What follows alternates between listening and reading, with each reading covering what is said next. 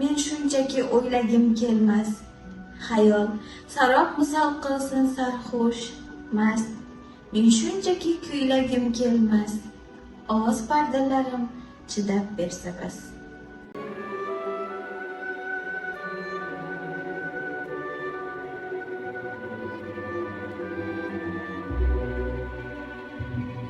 Halima Xudoyberdiyeva zamonaviy o'zbek she'riyatining yorqin namoyandalaridan biridir. U 1947-yil 17-mayda Sirdaryo viloyatining Boyot tumanida tavallud topgan.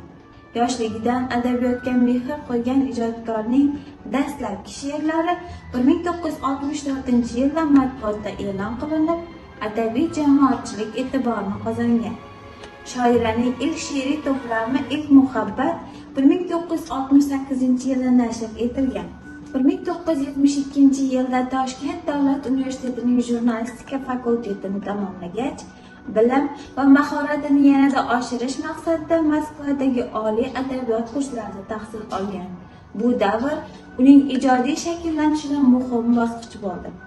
Mehnat faoliyati davomida Saodat jurnalida turli mas'ul lavozimlarda ishlagan adiba o'zining jamoatchilik qobiliyatini ham namoyon etdi. 1991-94-yillarda O'zbekiston Xotin-qizlar qo'mitasiga rahbarlik qilib, ayollarning huquq va manfaatlarini himoya qilish, ularning jamiyatdagi mavqeini mustahkamlash yo'lida samarali faoliyat olib bordi. Halima Xudoyberdiyeva ijodining asosiy mavzularidan vatanga muhabbat, insoniylik, ona siymosi, ayolning ma'naviy olami va milliy qadriyatlar tashkil etadi. Uning she'rlarida teran tuyg'ular, samimiyat va hayot haqiqati uyg'unlashib ketgan. Ayniqsa, ayol qalbining nozik kechinmalarini badiiy ifodalashdagi mahorati shoira ijodining o'ziga xos jihatlaridan hisoblanadi. Ijodkorning Oq olmalar, Suyanch tog'larim, Muqaddas ayol, Tomarisning aytgani kabi asarlari kitobxonlar tomonidan iliq kutib olingan. Ushbu asarlarda xalqning ma'naviy dunyosi, milliy g'ururi, ezgulik va fidoyilik g'oyalari yuksak badiiy saviyada aks ettirilgan. Halima Xudoyberdiyeva nafaqat she'riyat, balki adabiy muhit rivojiga ham katta hissa qo'shgan. U ko'p yosh ijodkorlarni qo'llab-quvvatlab, ularga ustozlik qilgan.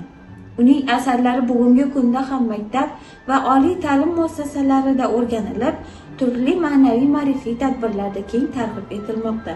Shoiraning adabiyot va jamiyat oldidagi xizmatlari munosib taqdirlangan. U Hamza nomidagi O'zbekiston davlat mukofoti laureati bo'lib, 1992-yilda O'zbekiston xalq shoiri faxriy unvoniga sazovor bo'lgan. Shuningdek, El-yurt hurmati ordeni bilan taqdirlangan. 2018-yilda hayotdan ko'z yumgan bo'lsa-da, uning boy adabiy merosi o'zbek xalqining ma'naviy xazinasida munosib o'rin egallab kelmoqda. Vatan, inson va ayol timsolini ulug'lagan she'rlari bugun ham kitobxonlarni ezgulikka, mehr-oqibatga va yuksak ma'naviyatga chorlab, qalblarda yashashda davom etmoqda.